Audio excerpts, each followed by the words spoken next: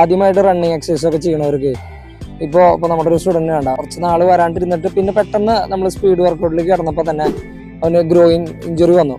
എവിടെ ആ groin injury എന്ന് പറഞ്ഞാൽ കണ്ട നമ്മുടെ ഈ കാലിൻ്റെ ഈ ഭാഗത്തായിട്ടായിരിക്കും ആ ഇഞ്ചുറി വരിക.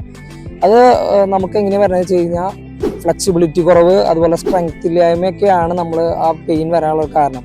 അപ്പോൾ പെട്ടെന്ന് തന്നെ നമ്മൾ സ്പീഡിലേക്ക് കിടക്കുമ്പോൾ നമ്മൾ ശ്രദ്ധിക്കേണ്ട ഒരു കാര്യം എന്ന് വെച്ച് കഴിഞ്ഞാൽ നന്നായിട്ട് സ്ട്രെച്ച് ചെയ്തിട്ട് വേണം നമ്മൾ സ്പീഡ് വർക്കൗട്ട് സ്റ്റാർട്ട് ചെയ്യാൻ. അപ്പോൾ എല്ലാ ഭാഗങ്ങളിലേക്കും നമ്മൾ ആ സ്ട്രെച്ചിങ് ചെയ്തിട്ട് വേണം ആ സ്പീഡ് സ്റ്റാർട്ട് ചെയ്ത് വരാൻ. അഥവാ തന്നെ ഒരു പെയിൻ വന്നു തന്നെ മാക്സിമം നന്നായിട്ട് റെസ്റ്റ് എടുക്കുക.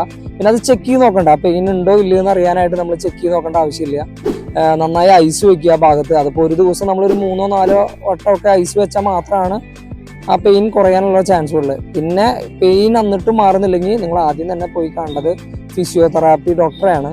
ഡോക്ടറെ കണ്ടിട്ട് വേണം നമ്മൾ ട്രീറ്റ്മെൻറ്റ് എടുത്ത് റെസ്റ്റ് എടുത്ത് നമ്മൾ പെയിൻ മാറ്റാം. ഇതുപോലെ ഏതെങ്കിലും നിങ്ങൾക്ക് പെയിൻ എന്തെങ്കിലും ഉണ്ടെങ്കിൽ നിങ്ങൾ കമൻറ്റിൽ ചെയ്താൽ മതി, നമ്മൾ ആ വീഡിയോ ആയിട്ട് വരുന്നതായിരിക്കും.